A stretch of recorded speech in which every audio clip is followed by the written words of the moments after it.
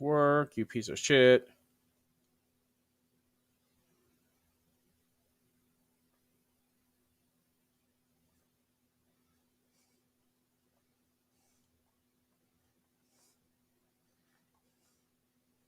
All right, are we back now?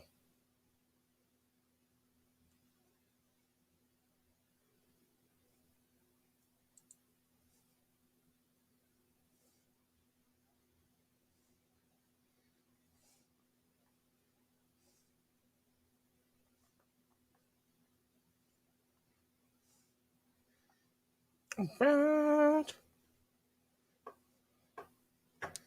Guess I'm just chilling, waiting.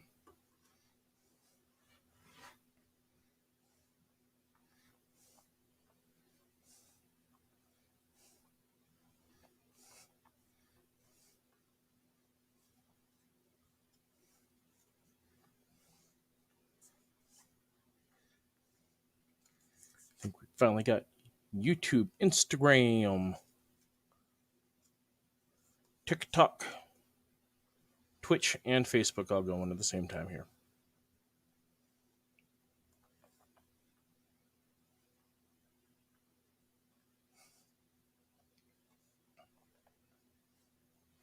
Or just wait here.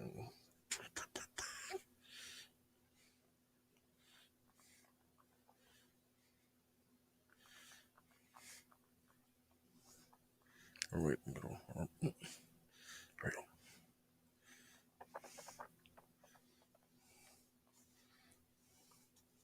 Oh, I see I have one person watching me on Facebook. Reveal yourself. Come on, you got to give me like I've got like one person like in all of the places that I'm streaming right now. Got to have like some sort of a question for me.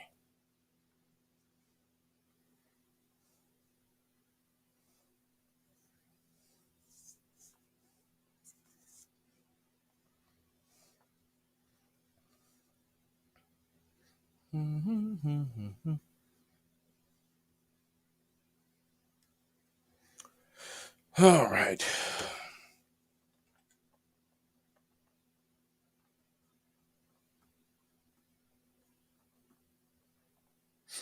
Guess I just chill.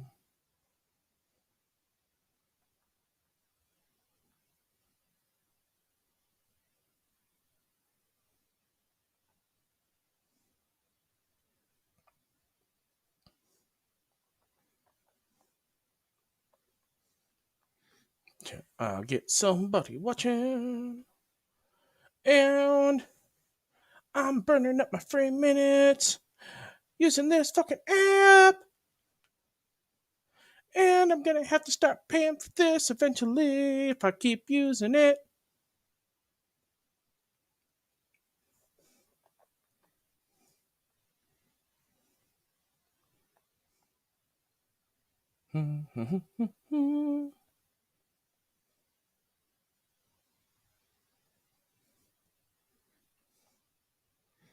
Guess I will just chill here until we get somebody popping up on anything, asking me questions.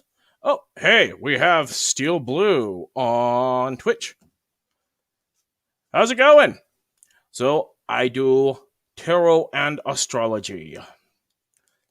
So, what's up? How's it going? Where are you from? Like, what do you do? What's your story? What do you want to know?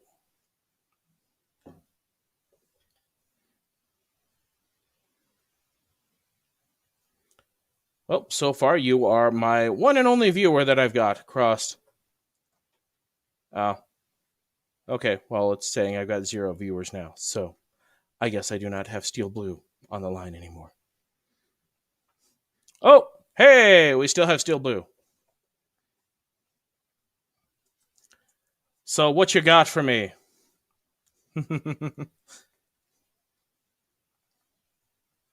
So, where are you from, Steel Blue? From the West Coast, Cuckoo. From Pacific Northwest originally, now located in Salt Lake City.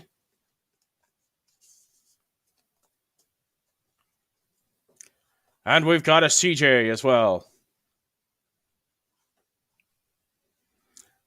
So what you guys think? It's like it is 20th. Not only was it inauguration day, but we are now officially in Aquarius season. So, see, feeling pretty wrecked lately. You ever get bummed about the climate? Like, all the damn time.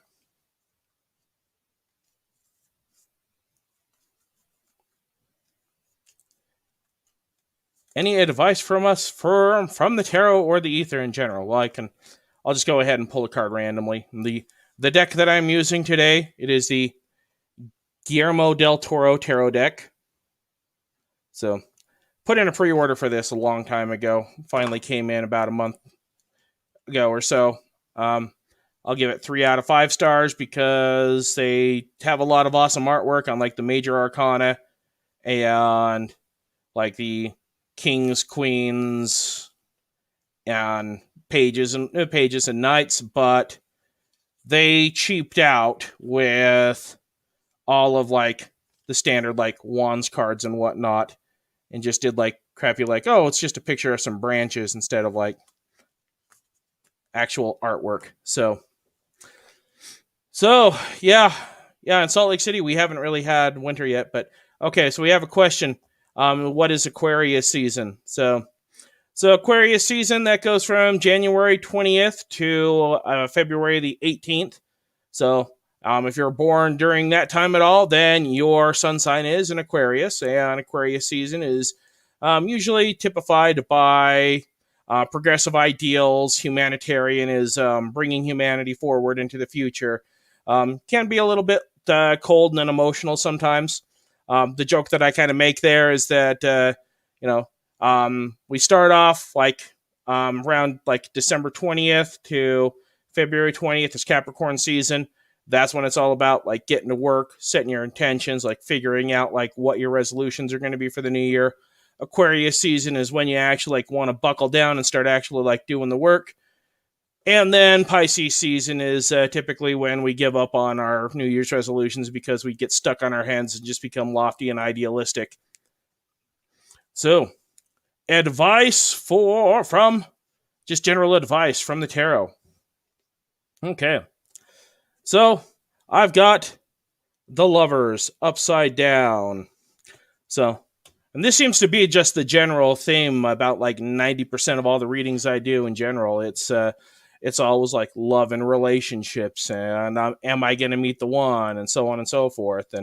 And really what this is saying is that, I mean, right now, as everybody's trying to figure out like what's the next step forward, what's like the next phase in this process that we're going through. I mean, everything's going to have to change. And we're all going to have to figure out like who we are, what it is that we want to be. And especially as, I mean, this next year is going to be all about rebuilding. So, and with that, I mean, part of that is that a lot of things from the past we're going to have to let go of. And right now, we are seeing like a lot of people that had like relationships that were built during quarantine and whatnot. Those are all now kind of falling apart as, and the long and short of it is a lot of those were all trauma bonds. And now that people are having to like sit down and figure out something like more substantial, like, long term, this thing that we built, is this going to be sustainable? They're finding out that, yeah, these relationships that people built during quarantine, during 2020, these are all falling apart now. And so that is the theme behind that card. It's just realizing that like, hey, shit's got to fall apart. It's all part of, it's all part of the process. It's like we got to shed what's no longer serving us in order to be able to make room for what's to come. So we have Lakshmi Angel on Facebook wanting to ask a question. Go for it.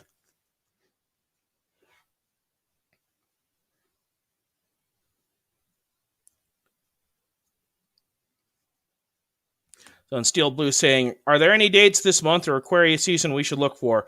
Or any dates to mark the growth that we need? I'd say in particular next week, the 28th, that's going to be a full moon. I believe that's a full moon in Leo, so that's going to be a very powerful night for any kind of manifestation that you want to do. Anything that you're personally wanting to like bring into your life, and expect, like I said, with that Lover's Reverse card that I pulled, expect that there's going to be a lot of stuff falling off the table, particularly like with any like bonds or relationships that might have been built during quarantine.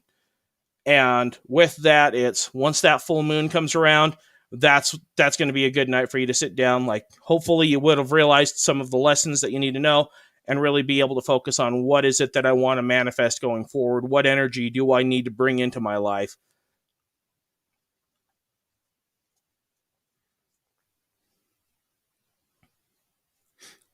So, okay, Lakshmi Angel. I'm not sure if I'm pronouncing that right, but you're up. Go for it.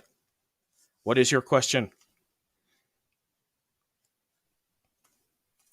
Oh, yes. And then also, January 30th is when Mercury retrograde starts.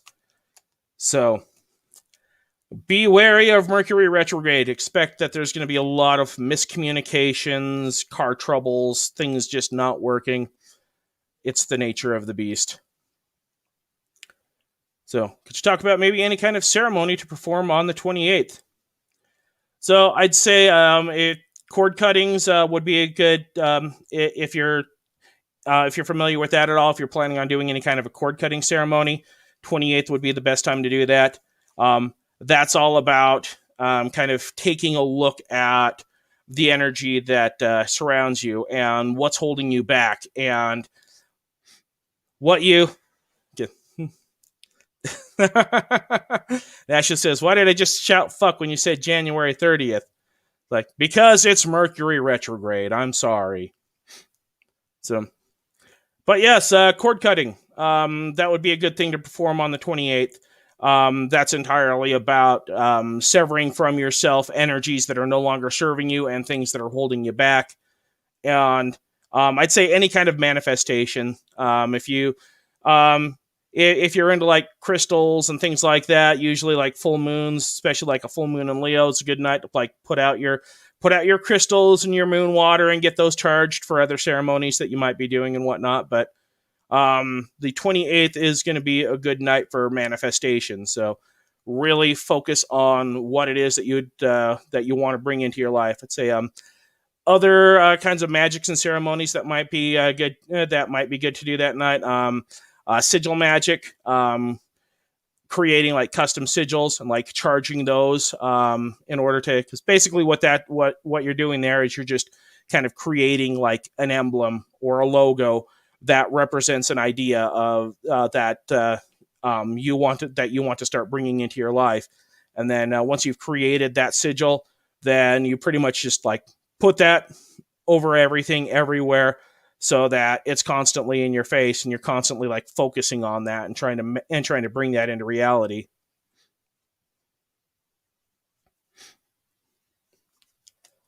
Okay. Ashley, CJ, either of you have any questions for me here?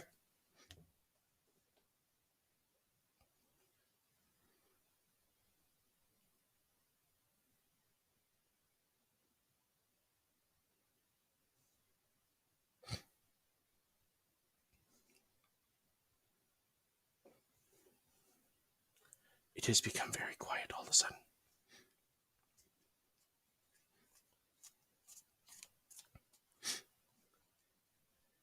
Okay.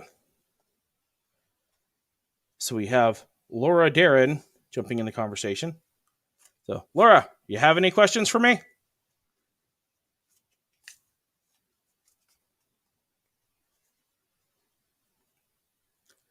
Again, Ashley says she's trying to come up with a general question instead of a direct one.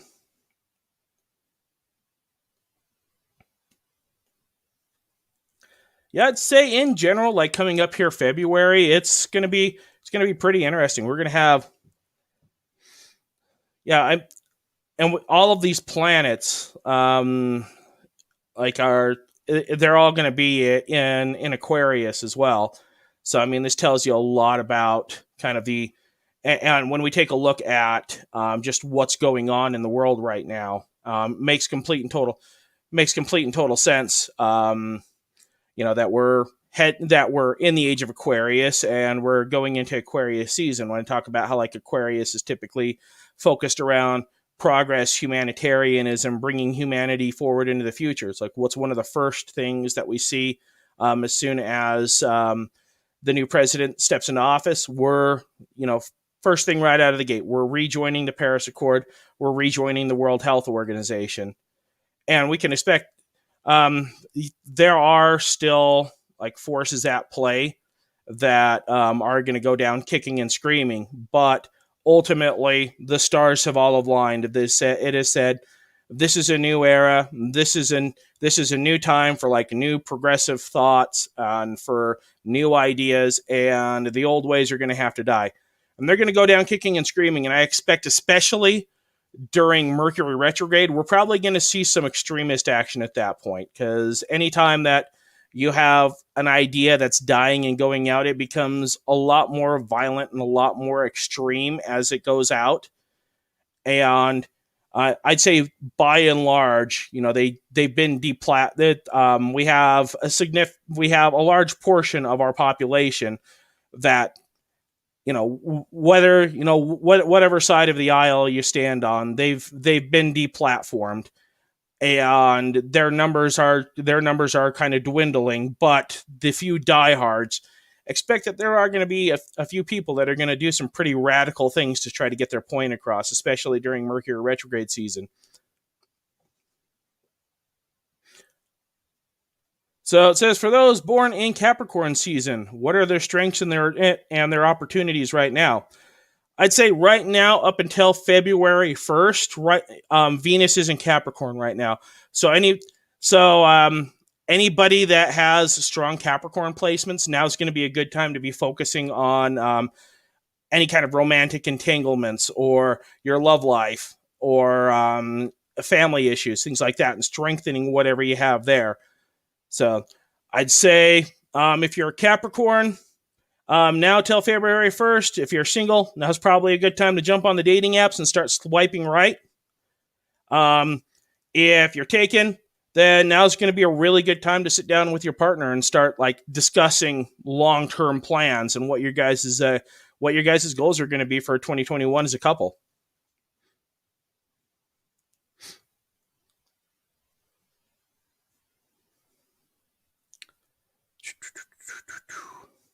Okay, so we got a couple more questions here. So Ashley says, would you mind expounding on the Lover's Reverse as it relates to where planets are going over the next month or so? Curious minds.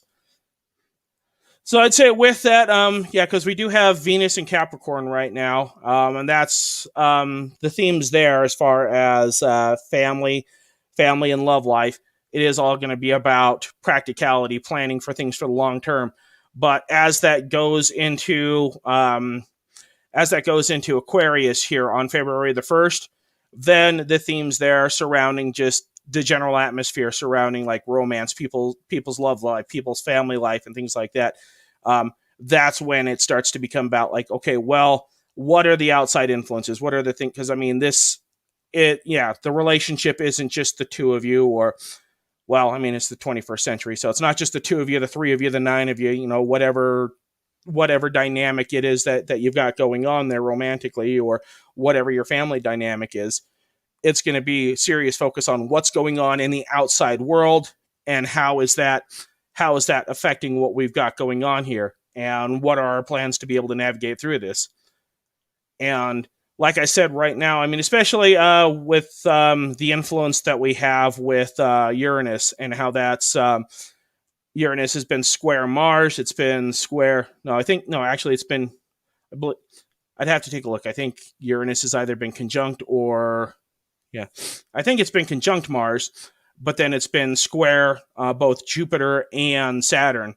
So it's squaring off against these. You have Jupiter, which is all about like growth and wealth and your destiny. And then we have Saturn, which is all about karma, justice, and timing. And then Uranus is all about change, revolution, and rebellion. And so we see a lot of forces coming into play there and making things really kind of unpredictable. So, and like I said, the big thing with the Lovers Reversed and how that's playing into what's going on now is that that's tying into bonds that would have been created last year during quarantine, especially. Because the big thing here is that we have a lot of people that created a lot of trauma bonds during quarantine. And these are all relationships that are probably going to wind up coming to an end now that there is some sort of hope as far as the direction that we see humanity going in and things being able to open up again and more people getting vaccinated. And really, there's going to be a lot of people are going to have to ask themselves questions about what they've got going on with these people that they've created the trauma bonds with and if this is going to be sustainable. And that Lover's Reverse card is saying, hey, a lot of what you've built with other people in the past year is not sustainable. And you're going to have to get used to the idea that these are things that are going to have to come to an end in order to be able to make room for what's to come. So let's see, we have Syra, Sanaya. Excuse me if I'm not pronouncing that right. Okay. Wants to know, is there any chance of her ex coming back? If not, will I find someone else soon? I'd say if you're Pisces, that is one of the things that I have seen in the stars for Pisces, is that you got to beware this upcoming year for the return of the exes. And that is toxic energy for anybody that has strong Pisces placements. That is something you do not want to take back. Okay. But then for you in particular, I'll pull a card here, see what it says about your ex coming back. Okay.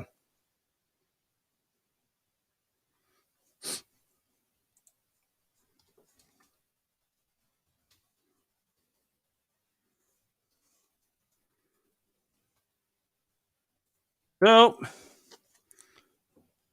okay, let me get that squared up right here. So I got for you 7 of Cups. And that is all about realizing when you've come across a dead end and when you are at the end of the line and need to jump onto a new path. So as far as your ex coming back, what that card is saying is that that's a dead end. I mean, we got a lot that's going to be going on this year. A lot, like, in general, as far as how the stars are aligning to be able to, like, bring a lot of energy and a lot of opportunity into people's lives. And right now, I mean, we are kind of, it's very much like a rebuilding stage right now. But being able to like open yourself up to the possibility of what the universe has in mind for you right now, it's being able to get used to the idea that right now it's going to be kind of like this general, like, empty, hollow, lonely feeling while we're waiting for the next stage. But that kind of plays back into that Lover's Reversed card. This is saying, these things, there's things that have to come to an end. This is one of those things that it's like my gut and the cards are saying this needs to come to an end because there are better things in store for you in the very near future. We just got to be a little bit patient. And that will only come along for you once we can finally say, hey, I'm absolutely done with this. I'm not going to go back to it because I know that there's better out there for me.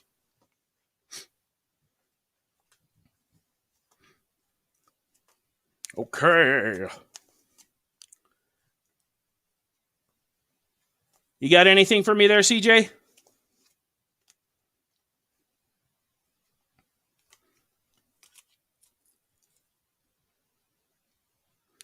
So, what about Laura or Lakshmi if they're still with us?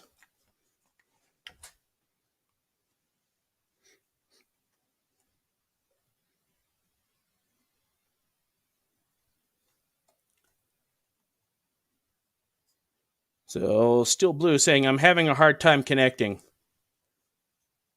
So, are we talking like your internet connection, or are we talking about the concepts that we've been talking about here?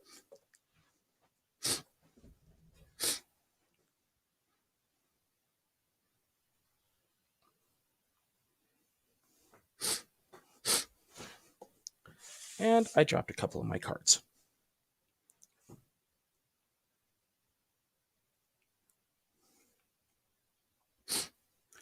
So it says, what do you enjoy most about your craft and how have you grown over the past year? Well, this past year has definitely been interesting for me. As far as growth, I'd say it's a lot of just trying new things, especially like in the online sphere. Um, yeah, I had previously done a lot of like corporate gigs and private parties and things of that nature, and those kind of all, as far as my craft goes, those fell off the table with COVID. So this year it's been having to get used to not having that supplemental income so much and trying to do what I can to try to build up more of a private clientele. Um, with that, I have been able to up the price of doing private readings. Um, so now my rates for just about anything that I do now, I charge $60 an hour. I do have a particular reading that we call Running the Gauntlet. That one can be like a 3 or 4 hour long reading, and that one I charge 150 for. And so that one I get people saying, well, $150 for a reading, that's unheard of. Like nobody charges that much. But you know what? I've never had anybody committed to paying that price for the reading that has walked away saying I didn't get my money's worth. In fact, almost every time that somebody books one of those readings from me, they wind up paying me more. I had one person that felt that the reading was worth $300. So, but I mean, a lot of it has been kind of exploring like new things as far as like ritual magic and different paths there. Spending a lot of time, a lot more time like hitting the books and learning about occult history and different magical paths and things of that nature over this past year where we've had the downtime. So it's not like it's not like all it's not like the party gigs that I was used to doing in the past. It's become a lot more like in depth, like serious, like let's really like sort out your shit kind of readings that I've been doing, and having to get used to being like an entirely online format, which that's been a challenge itself because I mean, typically, like being face to face, that works best for being able to read people because, you know, you have to have that like person to person interaction, be able to like feel their energy, be able to read their body language. So when it's just, especially like a format like this where I'm just seeing screen names, I'm not seeing faces or anything like that. It's like I have to fly entirely by my gut and what my gut tells me. And I can't like take a look. I can't like feel your energy across the table or anything like that in order to be able to, you know, to tap in and be able to like, you know, really like dive in and bring out the pain. So it's entirely like flying by my gut and hoping that I'm right. But surprisingly, I'm finding that as long as I, you know, just fly by my gut, don't question it at all, like the first thing that comes to my mind is almost always going to be right. Okay, give me 2 seconds here because I have 2 cards that just flew out of the deck and I got to grab those.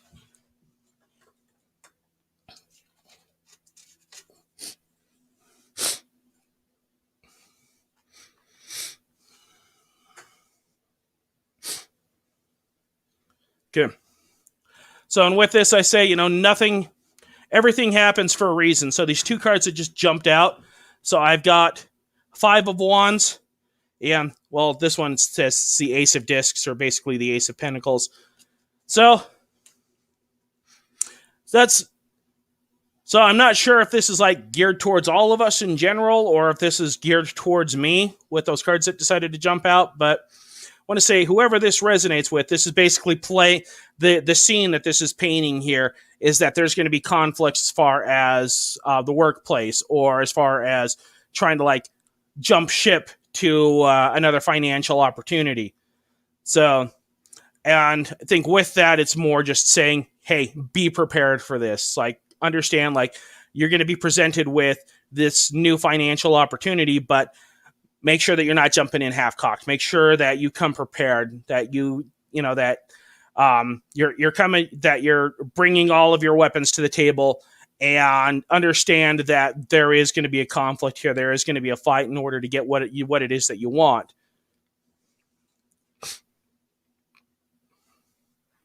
So we got Brat Nemoto says, how do you feel about being born on the cusp? Do you think it's one or the other, or could you have both? So the more that I get into astrology, the more I don't believe in cusps. I say degrees matter. Well, not only that, but it's also, when we talk about like, well, I was born on the cusp. I mean, that's still just your sun sign. And when you really dive into astrology, it's like funny thing is about the history of astrology is that up until about 100 years ago, when somebody would ask you, well, what's your sign? You wouldn't tell them your sun sign.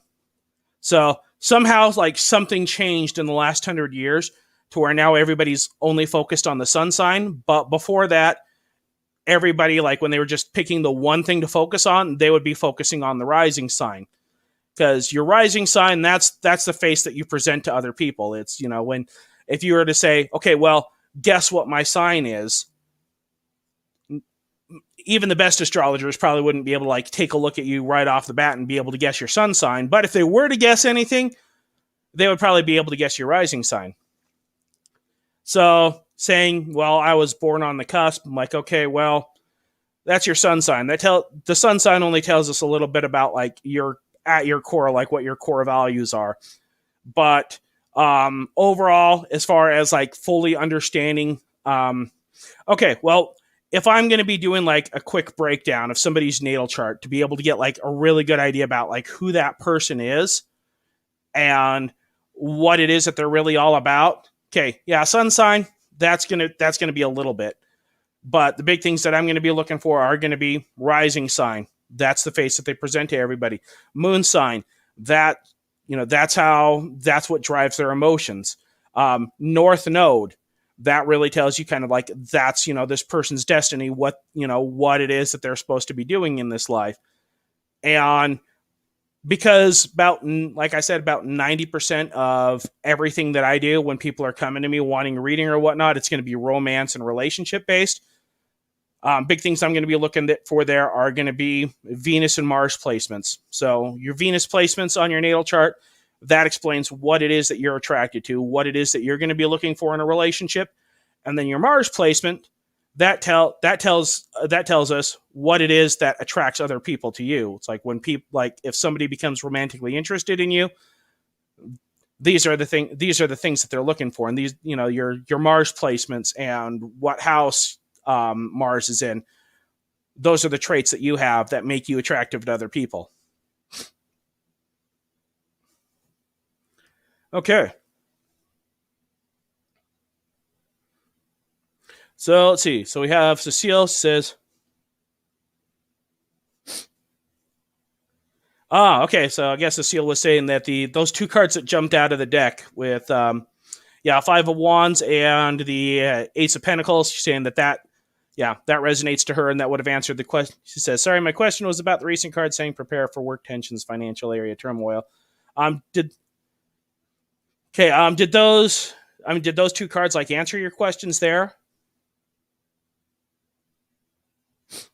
It's like, and when and why did the custom of offering sun rising sign change? What does that say about society? The interesting there is like, if I was going to take a stab at it, because we know that it changed about 100 years ago. And I'd say it was probably actually more than 100 years ago that this would have been all the rage. We had like a period there in the 1800s where we have the American spiritualist movement. This would have been very big from like the 1820s to like the 1890s. And during that time in particular, like astrology would have been the rage. And I think really during that time is probably when there would have been more of a focus on the rising signs. And then I think probably I do know the history here.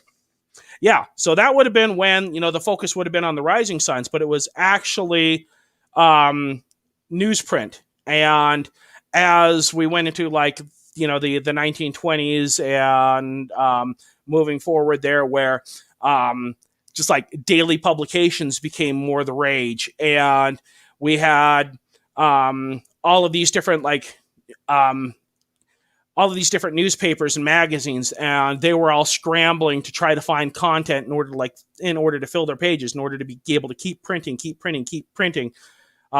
Very much like what we've got going on here 100 years later, where it's all about we need, put out as much content as possible, more content. And that's when we started having like daily horoscope and weekly horoscope columns that were coming out. And for some reason, that's probably when things would have changed over from the focus on the rising sign to the sun sign instead. But I'm not entirely sure like what the big changeover was. I'm pretty sure that there was probably like somebody who was, some astrologer who was writing for some publications who decided, okay, you know what? I'm going to do this a little bit differently. If we start writing and focusing more on people's sun sign than their rising sign, then they might find that some of this, appeals more to them. But that's just me taking a stab as to what I think might have happened. So we got Brat saying, some charts say I'm a Sun Gemini, Libra Moon, Scorpio rising. Other charts say I'm a Cancer Sun. But same, some Libra Moon, Scorpio rising. Okay.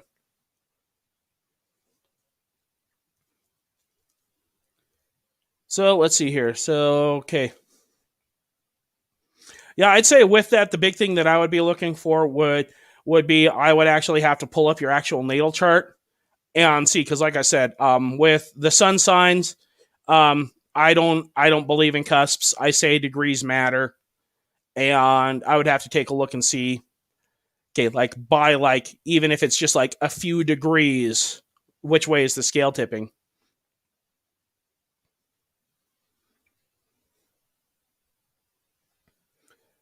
So yeah, but I'd say overall, I mean, yeah, Libra Moon and Scorpio rising. If we know those are two things that I can tell you will play more into your overall personality than sun signs. Sun signs, they just tell you it's like this is this person's core values. This is, what in their heart and soul, like what their values are.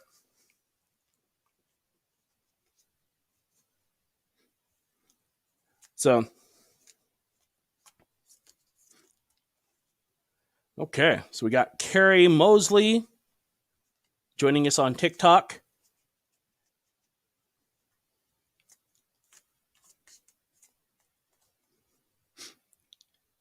Oh, looks like we got a few people joining us on YouTube now. Is this on YouTube? So we got Tangerine saying, nice beard. Thank you. And then we got El Pepe saying, hola. Like, sorry, no habla español.